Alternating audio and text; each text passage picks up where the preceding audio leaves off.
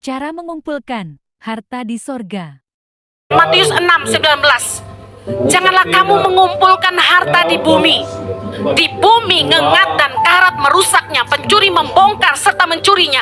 Tetapi kumpulkanlah bagimu harta di sorga. Di sorga ngengat dan karat tidak merusaknya, pencuri tidak membongkar serta mencurinya. Lihat, Yesus mengarahkan kita, jangan serakah dengan harta dunia. Ingat, kamu tidak bawa mati itu semua. Mari kumpulkan harta bagimu di sorga. Lukas 12 ayat 33. Jualah segala milikmu dan berikanlah sedekah. Buatlah bagimu pundi-pundi yang tidak dapat menjadi tua, suatu harta di sorga yang tidak akan habis, yang tidak dapat didekati pencuri dan tidak dirusakkan ngengat. Sekali lagi Yesus bilang soal harta di sorga. Yohanes 14 ayat 2. Lihat sama-sama. Di rumah Bapakku banyak tempat tinggal. Jika tidak demikian, tentu aku mengatakannya kepadamu. Sebab aku pergi ke situ untuk menyediakan tempat bagimu. Yang mau disediakan tempat sama Yesus, lambaikan tanganmu. Yes!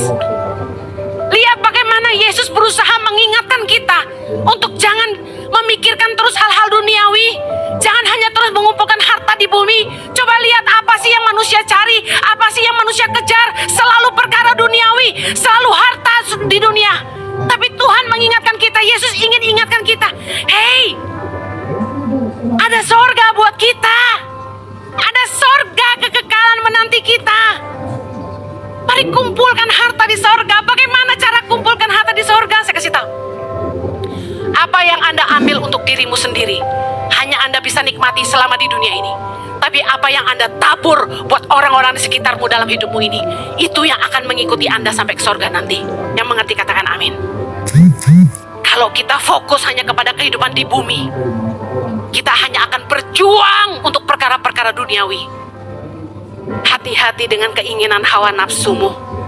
Karena 1 Timotius 6 ayat 9 berkata, mereka yang ingin kaya terjatuh ke dalam pencobaan, ke dalam jerat, dan ke dalam berbagai-bagai nafsu yang hampa, dan yang mencelakakan, yang menenggelamkan manusia ke dalam keruntuhan dan kebinasaan.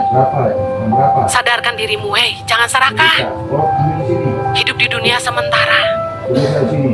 Kalau kita sadar betapa singkatnya hidup kita yang fana ini, dan bahwa ada kehidupan kekal yang menanti kita di sorga nanti, saya percaya kita hidup akan dipimpin oleh perkara-perkara ilahi. Kita akan selalu memikirkan kekekalan, apa yang suatu hari akan kita bawa nanti. Markus 8 ayat 36 bilang, Yesus berkata, apa gunanya seorang memperoleh seluruh dunia tetapi ia kehilangan nyawanya? Buat apa kita punya semuanya tapi akhirnya kita tidak bisa bawa apa-apa ke sorga? Coba bertanya sama orang yang hampir mati. Dokter vonis, hidupmu tidak lama lagi. Tanya sama dia, masih kepikiran nggak perkara-perkara duniawi? Saya yakin orang yang ngerti hidupnya cuma sebentar. Makanan udah nggak penting, harta udah nggak berguna, kedudukan apalagi. Pada akhirnya semua jadi sia-sia. Istri yang cantik, suami yang gagah, kita mati dia kawin lagi. Saya mau tutup Kolose 3 ayat 2. Pikirkanlah perkara yang di atas, bukan yang di bumi. Jangan hanya fokus mengejar harta duniawi dan keinginan diri sendiri, tapi pikirkan perkara-perkara ilahi. Saya kasih contoh ya, perkara apa yang harus kita pikirkan? Perkara di atas. Tuhan, apa yang jadi kehendakmu bagi hidup saya? Pernah nggak mikirin gitu? Saya sering. Kalau diam saya selalu tanya Tuhan, Tuhan, apa yang kau mau aku lakukan? Apa yang Tuhan mau saya buat?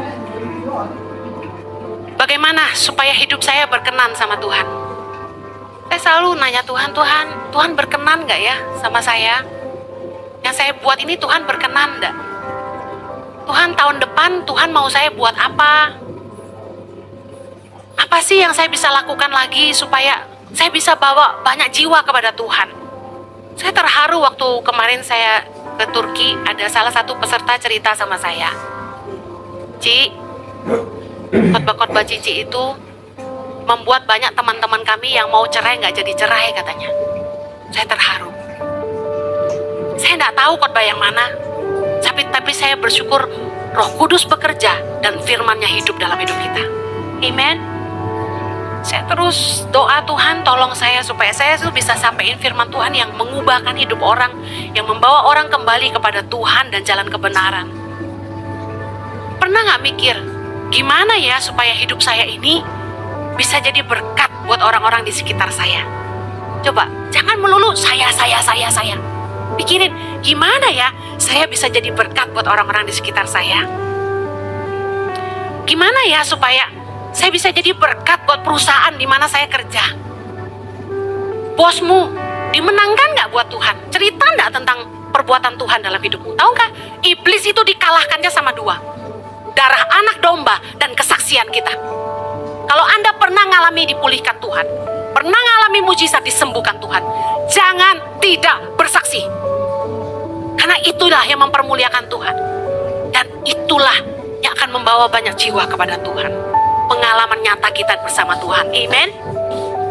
Pikirkan, gimana ya supaya saya ini bisa jadi berkat buat orang-orang di kota saya, di bangsa saya. Gimana caranya supaya bisnis saya ini bisa nolong hidup orang banyak?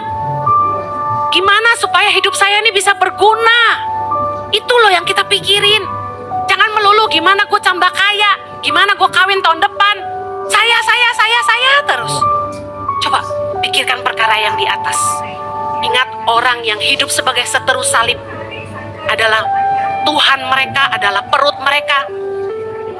Hidup mereka dipimpin oleh keserakahan, keinginan hawa nafsu. Pikiran mereka tertuju hanya kepada perkara-perkara duniawi. Mari jangan hidup dipimpin perut.